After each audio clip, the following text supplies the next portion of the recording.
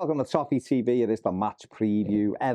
Crystal Palace versus Everton at Selhurst Park on Saturday, joined by journalist Patric Ridge.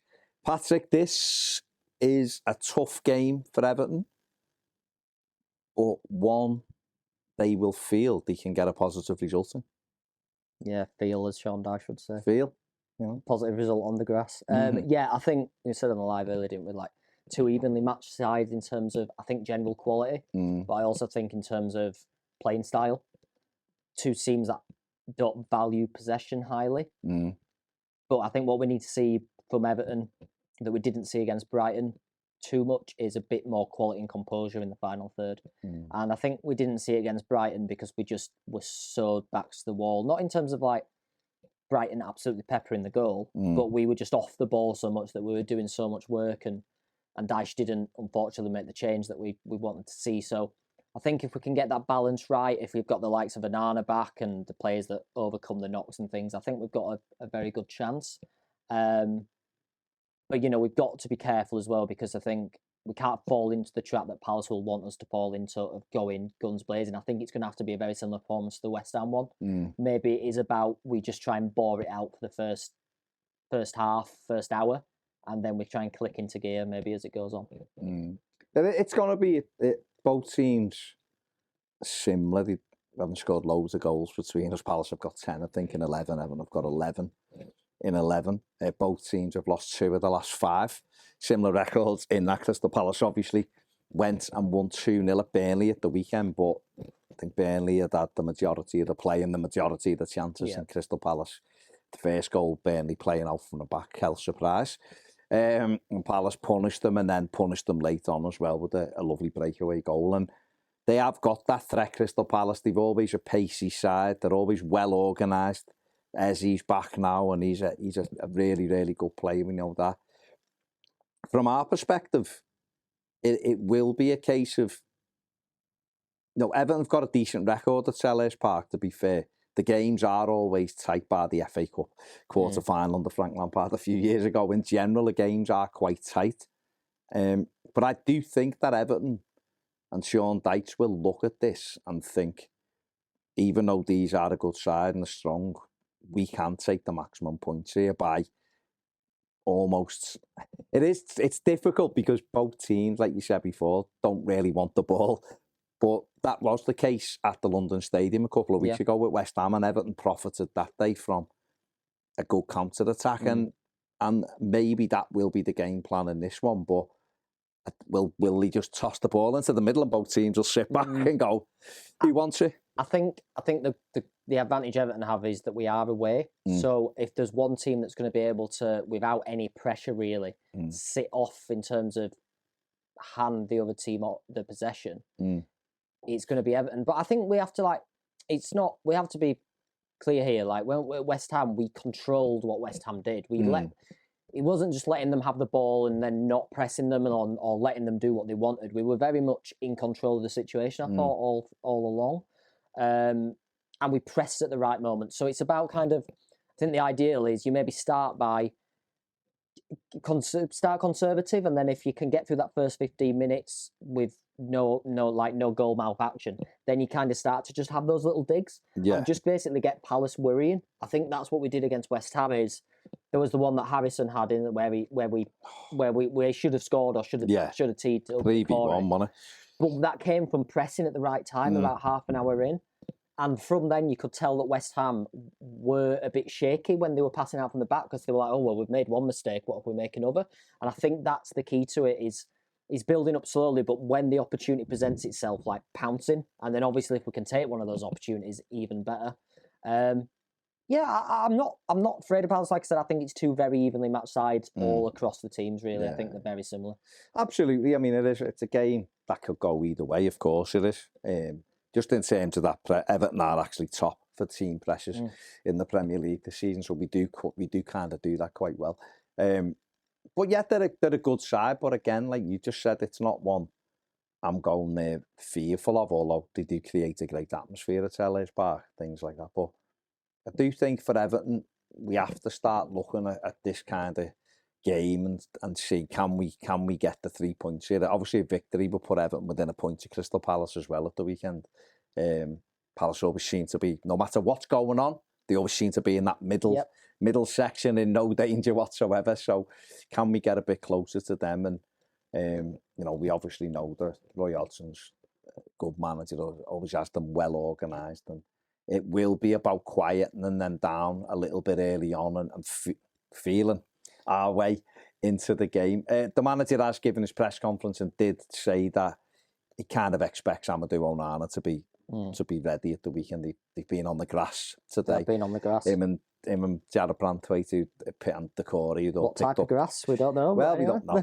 They picked up slight knocks, but he does expect all three to be available. So that'll be a big boost, because I do think we missed Onana last week, didn't we? Yeah, I wrote a piece on More Than a Game this Monday that people who are subscribers can go read, but it was about how, as well as Garner played, I feel Onana was a huge miss, and not that that's breaking news, but I went into the stats a little bit as well, and Onana's just leading the way in terms of the passing statistics for Everton. There's been a tweet that's doing the rounds today about the other 14, and he's the leader in accurate long passes, and that shows he's adapting to what Sean Dyche wants of him. And I just think he had such an element of control that no other midfielder that we have provides. Yeah. James Garner tends to just... I think I really like James Garner, and what I like most about James Garner is him and Onana get the best out of each other. But James Garner does have a tendency to kind of go missing in matches. You never doubt his work rate, but if he can't get on the ball, having someone next to him who can and just keep that tempo going is so important. And we saw that against West Ham, when at the end it was more about Onana getting his body in the right place and driving out with the ball and winning a foul and you know, just relieving the pressure. So I think having him back is massive, but I hope that Dyche is willing to use his subs, which I think is a big one here. Like, I expect Young to start, whether that's right or wrong. I prefer Patterson, but I do expect Young. And with that, if you've got Idrissa Gana Gueye, like, you know, you trust him. You've got to trust him. He plays him any time. Like, you know, he does. What gets me about Dyche is he doesn't bring him on against West Ham when we needed him. Yeah. But then he's happy to chuck him straight in from the start against Brighton. It's like, well, how can you trust him for one and not the other? So, you know, it's like after 70 minutes of Onana's feeling his calf or if James Garner's a bit tired, please use that sub, because we need to. We can't just keep trying to see out games without making any changes. No, I think this weekend, obviously last weekend, we didn't have Onana and there was no midfield sub, was there? And Garner, no, nothing available. Idrissa Gueye played really well, but was tired near the end. And it's not a slight on Garner at all. Like Idrissa Gueye, like, he played really well. He came in and did the job that was asked of him.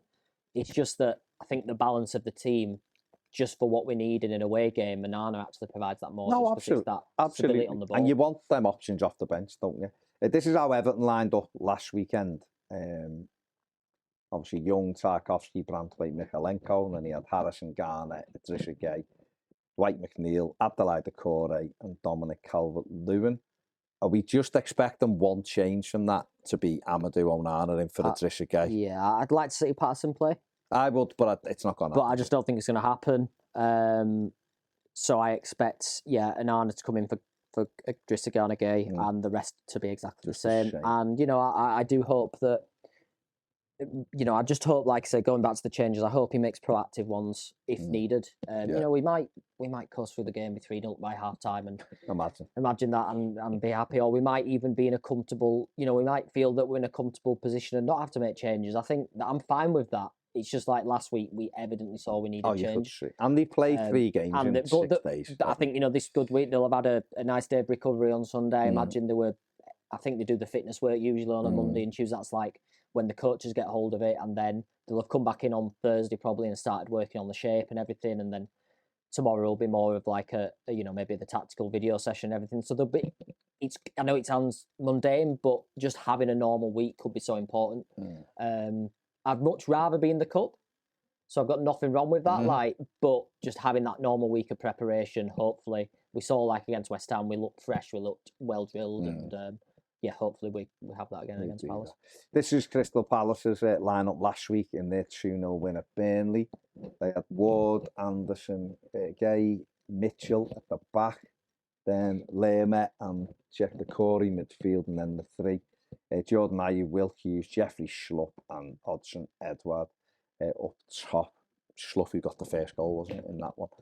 And out of them, we've picked Ned's picked our danger man for this game from Crystal Palace.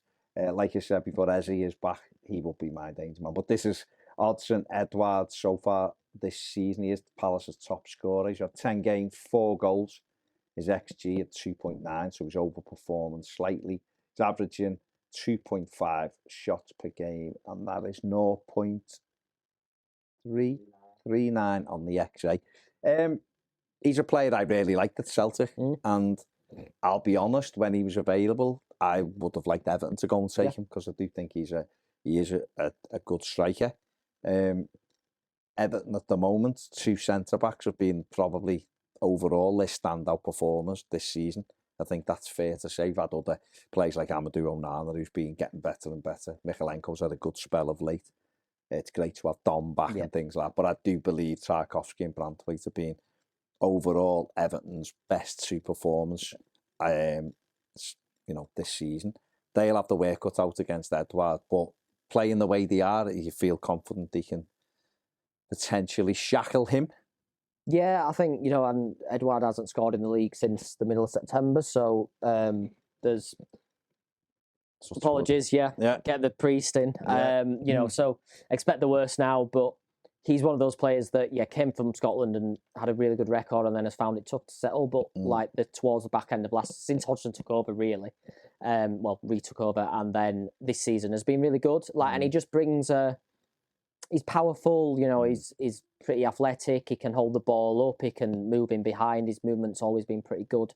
And he can score from anywhere, actually. He's got quite a good shot on him. So, but I do back Tarkowski and Branthwaite the way that they're playing to keep him well shackled. It's that thing of then Eze coming in, and I think he will start from that number 10 position or even from the wide left.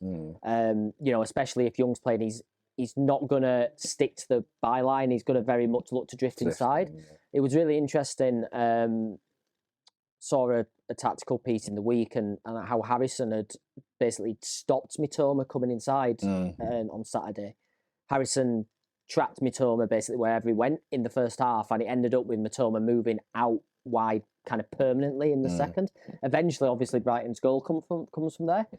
But I imagine Dyche will be saying if Eze is playing on the left, on Palace's left, we're going to do a similar job on him. Harrison's going to track him in field, and I think with Eze, he's quick, but he isn't as quick as Mitoma. He isn't as nimble. And I think what Dyche will want is if we can stop Eze drifting in field from that position, keep that under lock and key, and we're then forcing him out wide, he'll be nowhere near as effective as like a proper winger like Mitoma might be. So maybe that's going to be the key, is if he does play out there, keeping him under lock and key that way. And if he does play in the centre, Onana and Garner are probably going to have to make sure that he's always picked up by somebody. Yeah, absolutely. It's going to be a tough game, but like I said, it's an opportunity for Everton to keep a good little bit of form going. A win would be tremendous going into the international break, obviously. Everton's last game before the next international break, and a win would be excellent. Like I said, we'd all be delighted with that, wouldn't we? But again, if it's that old adage, isn't it? If you can't win, then don't get beaten. If Everton were to end up with 12 points on Saturday night and from 12 games, then it's all right. It's not bad going into, obviously, we know when we come back after this international break, there's a hugely busy period then. I think resulting in, it's something like 10 games in December or something mad. It's going into a hectic period, but let's hope the Blues can go to Crystal Palace and get all 3 points. And then we can all enjoy the international break on a positive note. Let us know what you think in the comments section below. Can Everton do it? If you're a Palace fan, are you confident of beating the Blues? Give the video a thumbs up. Subscribe if you haven't subscribed to morethanagame.substack. mtag.substack.com. I should know that. I advertise it every day. I should know it. More Than a Game YouTube as well. And let's keep building the channel. And there's loads of brilliant stuff on there across all football as well. So you're not just Everton, but mtag.substack.com. Do that. Thank you very much for watching. We'll see you later.